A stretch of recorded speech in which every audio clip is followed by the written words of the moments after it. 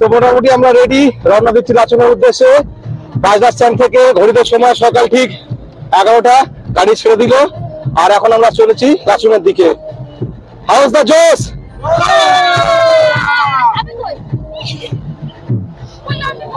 After breakfast বেরিয়ে পড়লাম লাচুংয়ের উদ্দেশ্যে। আর এখন আমরা হোটেল থেকে চেক আউট করছি। এখান থেকে আমরা যাব বাজার স্ট্যান্ড, সেখান থেকে আমাদের গাড়ি বুক করা আছে, সেখান থেকে আমরা যাব লাচুং। তো চলুন, যাওয়ার পথে দেখা হবে আর যেতে যেতে কথা হবে। তো আপাতত লাগেজ উঠছে গাড়ির মধ্যে। আমরা এখান থেকে 3 কিলোমিটার ডিস্টেন্স হচ্ছে বাজার স্ট্যান্ড, আর গাড়িতে ভাড়া নিচ্ছে 200 টাকা পার গাড়ি। হোটেল থেকে আসতে মাত্র 10 মিনিট সময় লাগলো এই স্ট্যান্ডে। এই হলো বাজরা স্ট্যান্ড। এখান থেকে লাচুংয়ের ডিস্টেন্স 118 কিলোমিটার, আর পৌঁছাতে সময় লাগবে 8 থেকে 10 ঘন্টা। Good morning from Gangtok. আজকে আমাদের সিকিমের দ্বিতীয় দিন। আমরা আগের দিন এনজিপি থেকে এসে সিকিমের এই যে হোটেল তুষিতা, এই হোটেলে নাইট স্টে করেছিলাম। আর এখান থেকে এমজি মার্গ জাস্ট 5 মিনিট ওয়াকিং ডিস্টেন্স। তো হোটেলের ভিউটা আমি এক ঝলকে আপনাদেরকে দেখিয়ে দিচ্ছি। উপরে যথেষ্ট ভালো একটি হোটেল, পরিষ্কার পরিচ্ছন্ন, আর এমজি মার্গের যথেষ্ট কাছাকাছি। আর এখানকার যে স্টাফ আছে তাদের ব্যবহারও যথেষ্ট ভালো। চলছে এখন আমাদের টিফিন পর্ব। সকালে দেওয়া হয়েছিল আমাদের ব্রেকফাস্টে গরম গরম লুচি আর আলুর তরকারি। খাওয়া দাওয়া শেষ করেই আমরা বার হয়ে পড়লাম লাচুংয়ের উদ্দেশ্যে। এখন আছি ম্যাল রোডের ঠিক কাছাকাছি। এখান থেকে প্রথমে যাব বাজরা স্ট্যান্ড, যেতে সময় লাগবে 10 থেকে 12 মিনিট। সেখানে আমাদের গাড়ি রিজার্ভ করা আছে, সেই গাড়ি করেই আমরা রওনা দেব লাচুংয়ের পথে। হোটেল থেকে আসতে মাত্র 10 মিনিট সময় লাগলো এই স্ট্যান্ডে।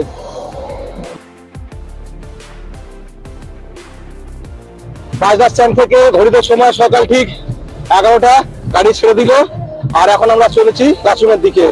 সিকিম ভ্রমণে কিছু হোক বা না হোক, সারাদিন কিন্তু প্রচুর গাড়ি জার্নি করতেই হবে, কারণ এক একটি স্পট এতটাই দূরত্বে যে 6 ঘন্টা কোথাও বা 8 ঘন্টাও সময় লাগে স্পটে পৌঁছাতে। এক্ষেত্রে জানিয়ে রাখি, যাদের বমির প্রবলেম বা যাদের লং জার্নির ক্ষেত্রে বমি পায়, তারা অবশ্যই ক্যারি ব্যাগ ক্যারি করতে পারেন অথবা মেডিসিনও ক্যারি করতে পারেন।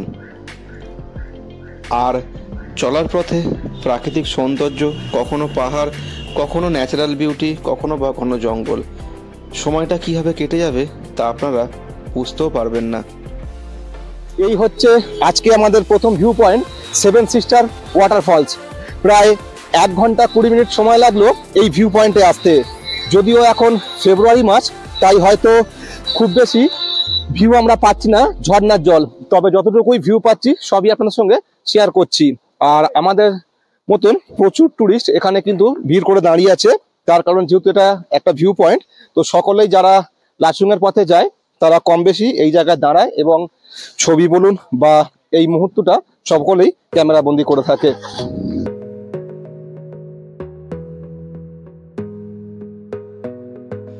এখানে বেশ কিছু খাবারেরও দোকান আছে, চাইলে আপনারা চা, কফি, মোমো অথবা কিছু স্ন্যাক্স আইটেমও খাওয়া দাওয়া করতে পারবেন।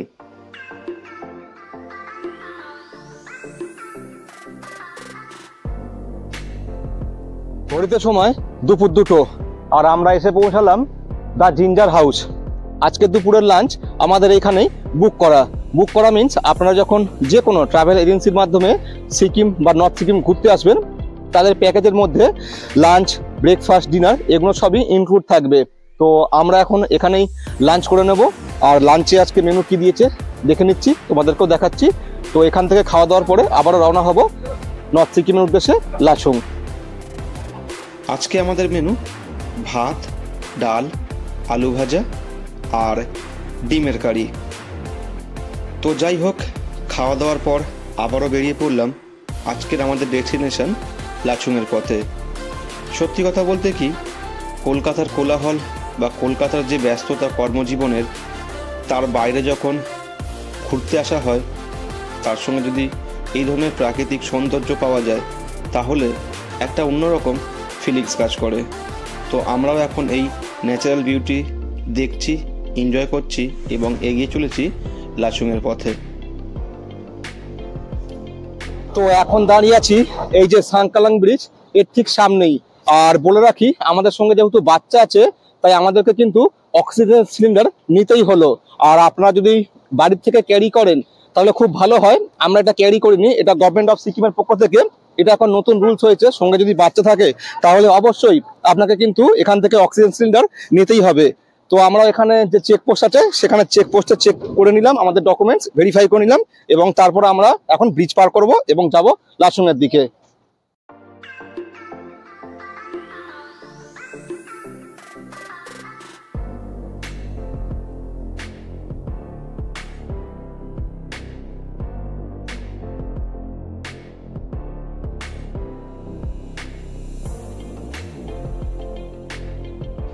এই হচ্ছে আজকের আমাদের দ্বিতীয় চেকপোস্ট, চুংথাম চেকপোস্ট।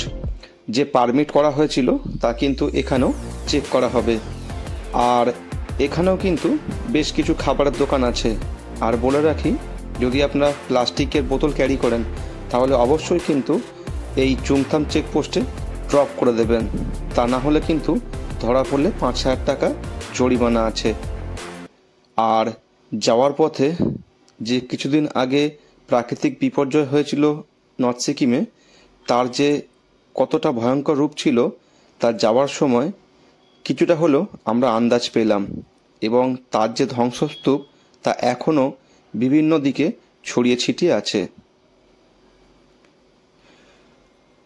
এইসবের মাঝেই মোটামুটি প্রায় সন্ধেই হয়ে গেল আমাদের লাচুং পৌঁছাতে।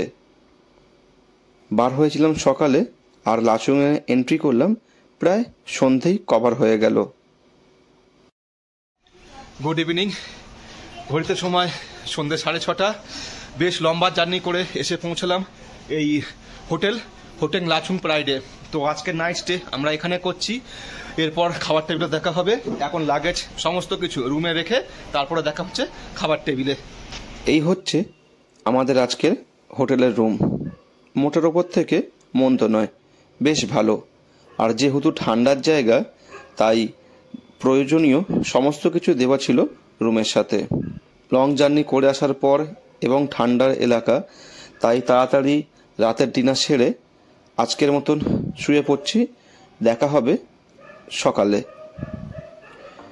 Good morning from Lachung. সকালে ঘুম ভাঙতেই একটা অনবদ্য ভিউ পেলাম। আর আমরা উঠেছিলাম হোটেল লাচুং প্রাইডে। এই হচ্ছে হোটেলের ওভারঅল লুকস। সকালে ব্রেকফাস্ট করে বেরিয়ে পড়লাম আজকের ডেস্টিনেশন বা নর্থ সিকিম যার জন্য আসা, সেই বরফ দেখার উদ্দেশ্যেই ইয়াংথাম ভ্যালির দিকে। নর্থ সিকিম যেহেতু বরফের জন্যই ফেমাস, তো আমরাও আসছি বেসিক্যালি, বা আমাদের মতন অনেকেই এসে থাকেন বরফ দেখার জন্য। তো আমরাও বার হয়ে পড়েছি বরফ দেখার জন্য ইয়াংথাম ভ্যালি। আর কিছুটা এগোতেই চারিদিকের যে ওয়েদার অ্যাটমসফিয়ার তা টোটাল চেঞ্জ হতে লাগলো এবং রাস্তায় দেখলাম বেশ ভালোই বরফ পড়ে।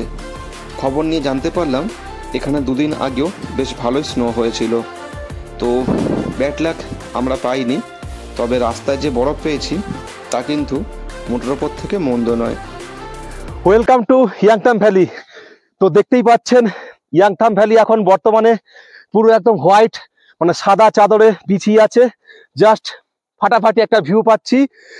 আমার 360 যদি ভিউ নিই তাহলে পুরো জায়গাটা বরফে একদম বরফে আচ্ছন্ন হয়ে আছে। আর নর্থ সিকিমে আসাই হচ্ছে বরফের জন্য। তো আমরা এখান থেকে আর 0 পয়েন্টে যাচ্ছি না, কারণ আমরা যে পরিমাণ বরফ পেলাম তাতে আমরা মুগ্ধ। তাই আমাদের আর 0 পয়েন্ট যাওয়ার দরকার নেই বলে আমরা মনে করছি। আর এখানে এখন আমরা ফটোশ্যুট করব, একটু ঘুরে নেব আর দেখে নেব এই ইয়াংথাম ভ্যালির সৌন্দর্য। সঙ্গে আপনাদের সঙ্গে শেয়ার করব এই অনবদ্য সৌন্দর্য। কলকাতা থেকে আসা বা প্রতিটি পর্যটকই নর্থ সিকিম আসে এই বরফ দেখার জন্যই।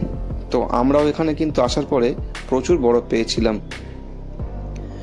আর এই মুহূর্তটা এনজয় করার জন্যই এত কষ্ট, এত ধকল, এত লং জার্নি করে আসা নর্থ সিকিম। তো মজা তো করবই। আর তোমরাও দেখতে থাকো আমাদের এই নর্থ সিকিম ভ্রমণ লাচুং পর্ব। কেমন লাগলো অবশ্যই কমেন্ট করে জানাতে পারো, বা যদি কোনো ইনফরমেশান প্রয়োজন হয় তাহলে সরাসরি মেসেজও করতে পারো। দেখা হবে আগামী দিন নতুন একটি পর্বে নতুন ভ্রমণ কাহিনী নিয়ে। ততক্ষণ সবাইকে টাটা, খুব ভালো থাকবেন সকলে। দেখা হবে নতুন একটি পর্বে নতুন একটি দিনে নতুন একটি ভ্রমণ কাহিনী নিয়ে।